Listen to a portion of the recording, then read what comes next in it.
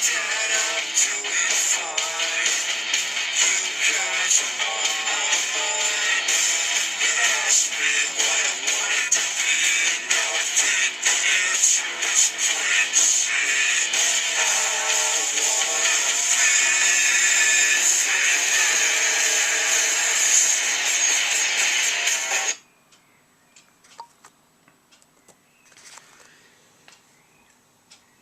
Total Drama, a show that was a parody of Survivor. Everybody who grew up with the show from 2007 to 2014 grew up with the show, and all their fascinating characters. But the truth behind Total Drama is no kids show. Sadly, the truth will be horrifying.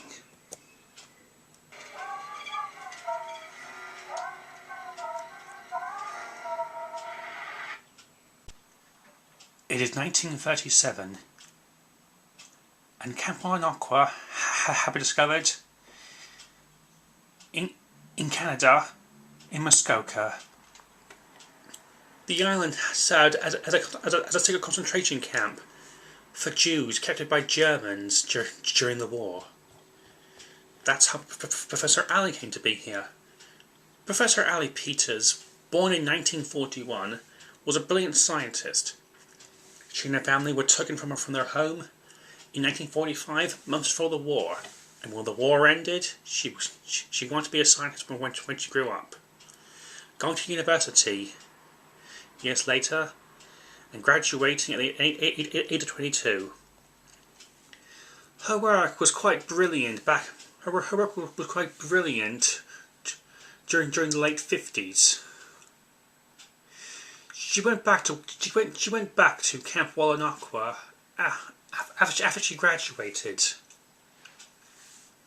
and she did it throughout decades. Not only that, she set up a research lab, and she became a top scientist that was in many papers.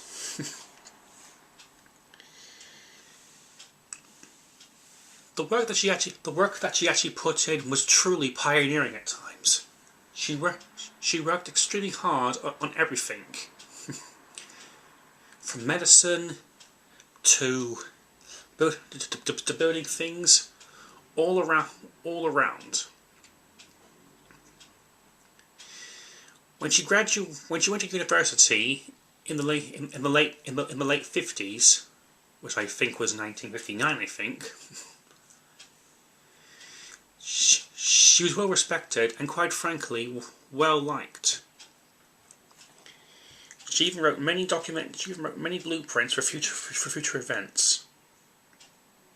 And like we said, she actually set up a research lab on Camp Aqua. Soon in the early 60s, she managed to actually open Aqua Research & Co. And her fame went through sky high. There were even many interviews. She was interviewed many times.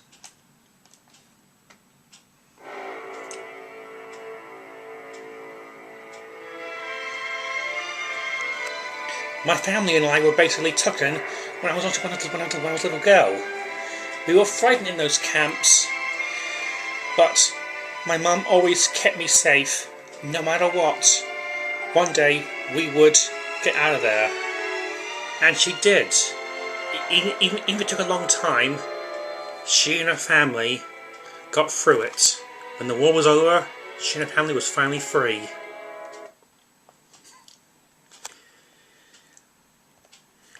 Not only that, she also, throughout many decades, throughout the 60s, 70s, 80s, 90s, and early 2000s, she became one of the most popular scientists and most brilliant minds of the age. And Wallanoqua research became an absolute brilliant place. There were tourists, more scientists than you expected. Even the government actually took over for a little while. That did lead to some problems, but we got through it. But they got through it somehow. But as she was getting older, they had to hire an assistant for her. That's when things started going wrong. When she was told that she was going to have an assistant to help her out, that's when things started getting bad. Oi, get back to beacon work! Professor Arthur Gordon, or Gordon for short, was her assistant and right-hand man. He was brought in the year 2000 to help her out, and became chief of staff. Of course, we all had a real name for him. Total bastard. You never met such a wholehearted as him. He banned volunteers, good medicine, and even anything that wasn't making more money. He was happy to let the whole island and the research department rot to hell. Even she wasn't fond of him. But it was her age, and he was the only available one at the time.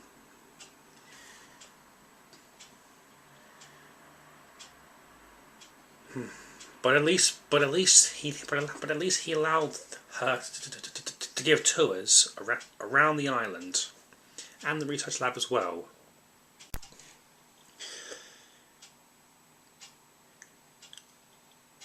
But with grand tours,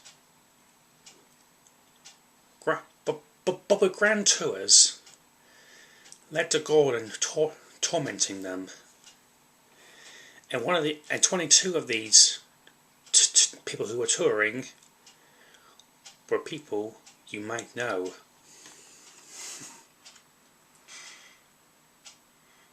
These 22 people would later on become contestants on Total Drama.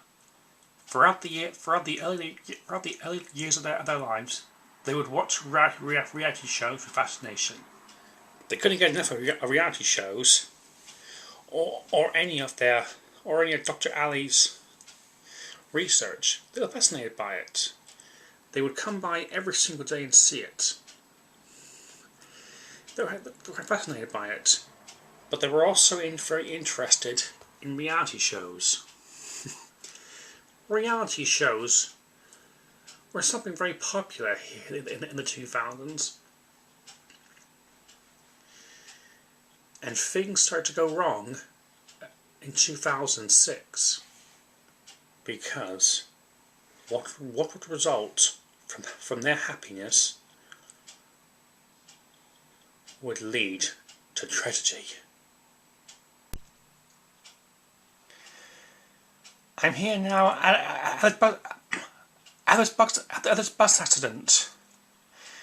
22 teenagers that were on the way to a museum has suffered a fatal death due to a bus accident. Their parents were mortified. There would be a funeral, but they actually cancelled it because Dr. Ali said desperate times to come with desperate measures. We didn't know what it meant at the time, but we knew. We knew we could trust her. So afterwards, they were taken to the research lab, but no one knew about it. But no one knew what they were doing. Would there be no funeral for them?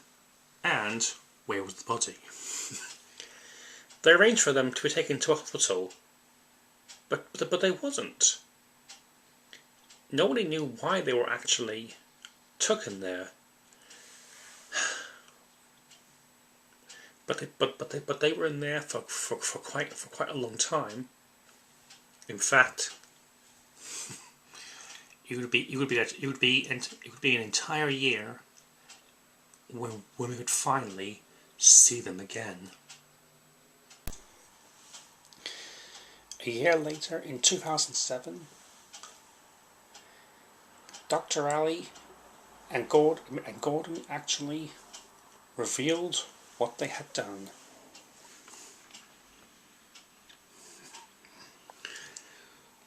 Took us a moment to realise what was going on.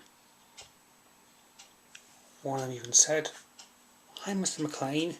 It dawned on us what they had done. Shortly afterwards, they were pretty much a lot of people asking. Not only that, a lot of news channels and talk shows were asking too. They were asking so many questions that it was on the news all the time. It became the talk of the week, and it was on many news channels, talk shows. We became a bit of a celebrity. It was non-stop. But Dr. Ali did not actually want to talk about any of this. She just said, "What have I done?" That's all she said. We didn't know at the time what she meant, but it was something horrible.